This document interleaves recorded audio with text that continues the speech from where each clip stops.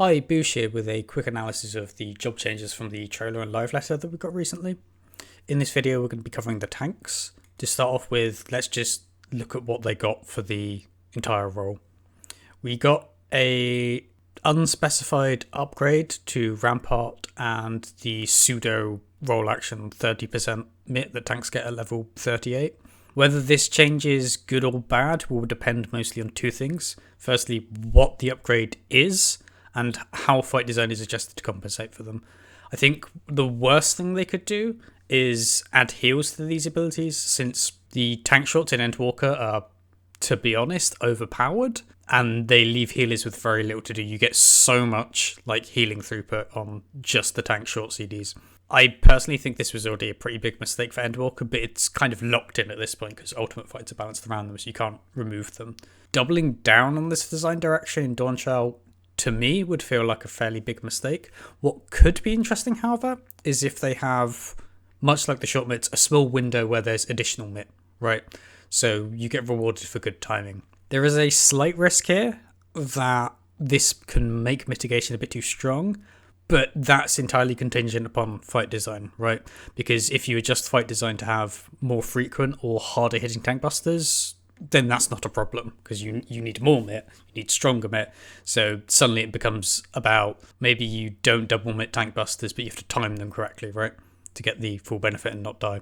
As well as the buffed personal mitts, Reprisal is having its duration increased from 10 seconds to 15 seconds. This seems fairly minor, but potentially good. It gives more options to weave before burst to cover raid wides that happen inside the 2-minute window. And it also opens the door for more timing based skill expression where you reprisal a raid wide late to catch another raid wide that's like 10 to 15 seconds later.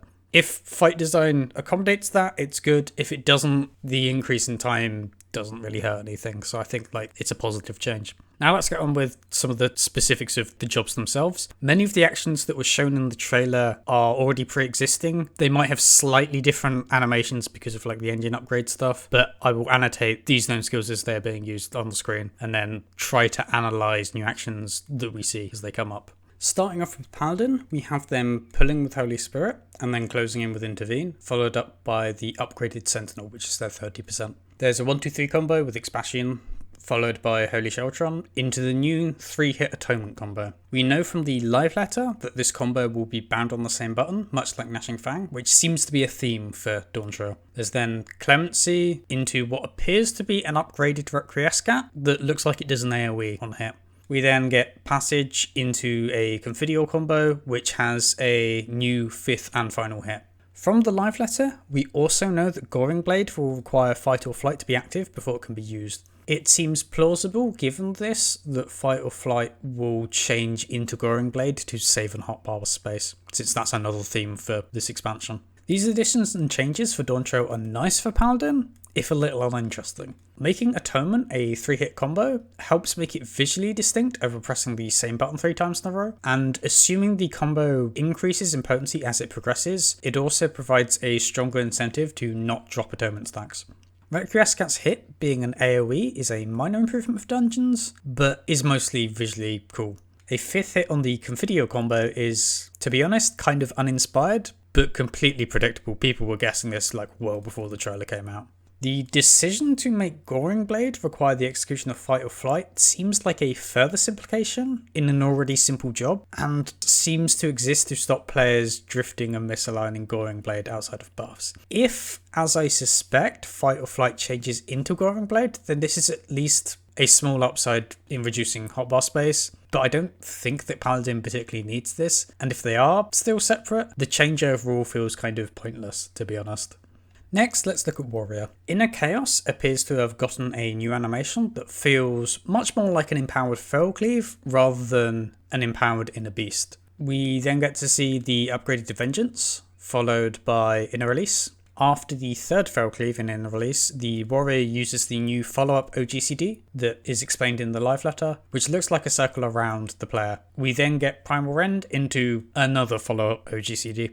Warrior gets a few more buttons to press in its burst so that it's slightly more busy, but for the most part it seems like it will play exactly the same. Visually though, I will say I think they've knocked it out of the park. All the new animations seem weighty and on theme, In particular, the Inner Chaos update is nice, since it was a little bit strange that Fell Cleave felt like a more substantial hit, despite Inner Chaos supposedly being the upgrade to it.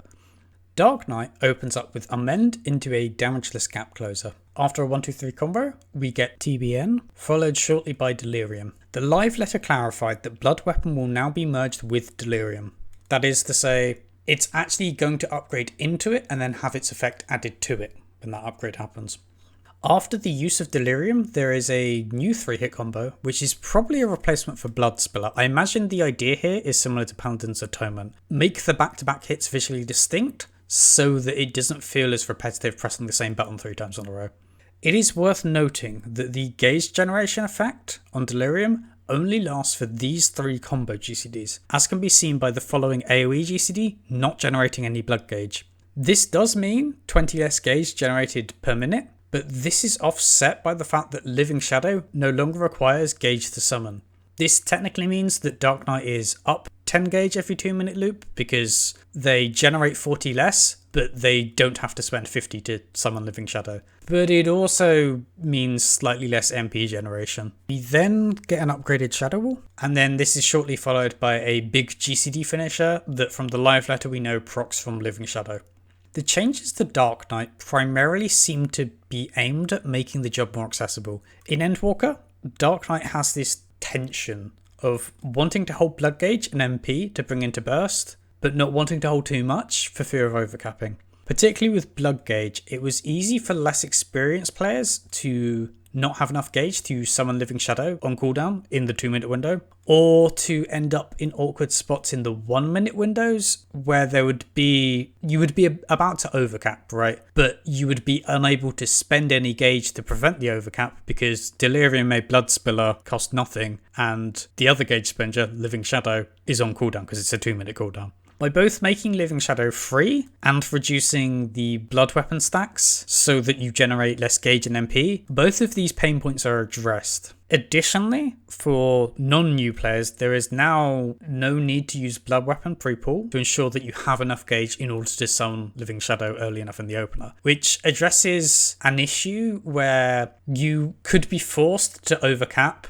on MP for one of the stacks of blood weapon if a pre-pull TPN wouldn't pop during the opener. I'm sure some more veteran players might mourn the loss of the tight resource management. I can see that being a point of enjoyment for Dark Knight players, but I suspect Dark Knight will feel fairly similar for the most part, whilst being substantially less harsh for newer players.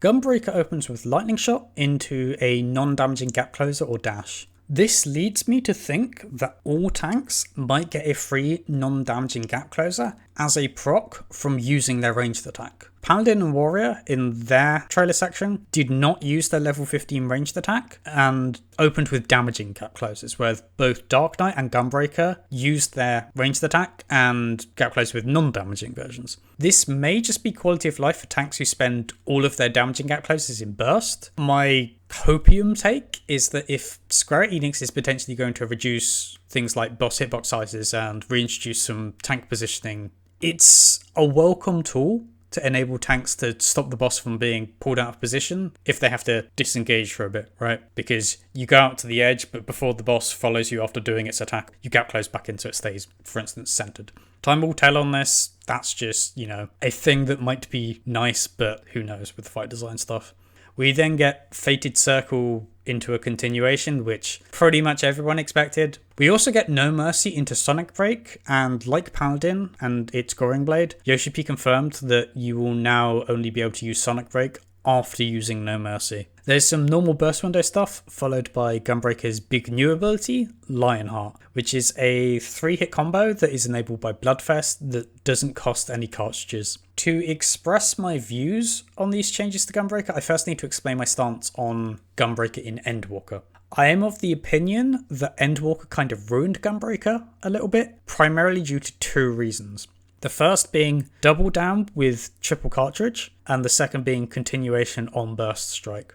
The issue I have with Double Down is it changed Gunbreaker from a reasonably flexible job rotation wise to one that is super rigid. You want to enter Burst with exactly 3 cartridges up so that you can double down and gnashing without drifting them, and so that you can get 3 burst strikes at the latter half of No Mercy. This rigidity completely changes how Gunbreaker feels to play. It's not so much a difficulty thing, it's like a game feel thing. As for the continuation, the issue I have with continuation and burst strike is this. If at 80 you needed weave slots during your burst for, say, mitigation, you could use a cartridge to fill with a burst strike and get 2 weave slots on demand. In Endwalker, during your 2 minutes, they only provide a singular weave slot because of continuation. You don't get to use it as filler to gain extra weave windows to weave stuff. And you need to weave 3 of them at the tail end of No Mercy if you're playing optimally. What this means is that at 90, your 8 No Mercy GCDs, if we're playing 2.5, 6 of the 8 have continuations on them. So 6 of the 8 are only single weave windows. You compare this to early levels like level 80, where you have the Gnashing Fang combo being the only 3. So 3 of 8 rather than 6 of 8.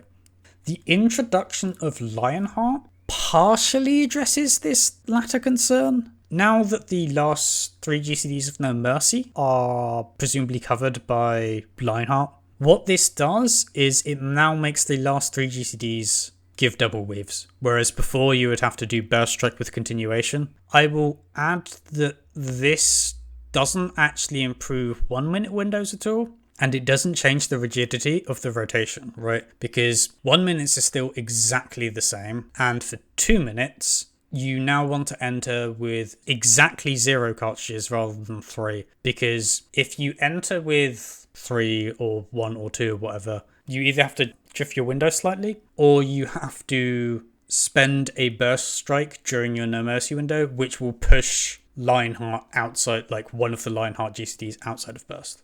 As for the Sonic Rake change, I mostly feel the same with regards to Gorian Blade. It feels pointless. I do feel the hotbar space thing maybe applies a little bit more to Gunbreaker, but for the most part, I don't really understand the change, to be honest. Overall, I don't think they made Gunbreaker worse, but I don't really feel that they addressed my biggest gripes with it. In summary, tanks look like they will play largely the same. There's not been any particularly daring changes or additions, but they've also, as far as I'm concerned, not really ruined any of them. Paladin and Warrior got some nice additions, but look like almost identical to how they play now. Dark Knight looks like it's been made more accessible. There might be some veteran players that don't like the changes, since the gauge management will be less tight. Personally, I think it's probably overall an improvement, but we'll see when we get our hands on it. Gunbreaker looks mostly similar to Endwalker Gunbreaker, so if you're currently a fan of that, then you should probably enjoy Dawntrail Gunbreaker just fine. For the role-wide changes, I think Reprisal change is solid. My opinion on the personal MIT stuff, like the Rampart and the 30%, will heavily depend on the specifics of the upgrade and how fight design is in the expansion. As for the potential of all tanks getting a free gap closer after a ranged attack, I think that's a neat little change, but that's not confirmed. That's just kind of reasoned speculation based on what we've seen. So yeah, that's it for today's video. Thanks for watching. I will be covering the other roles from the live letter in their own videos. If that interests you, feel free to subscribe. I'm looking to hit 500 before Dawntrail releases. If you think I missed something important, or you have any of your own opinions or theories, drop a comment down below. And yeah, until next time, see you around.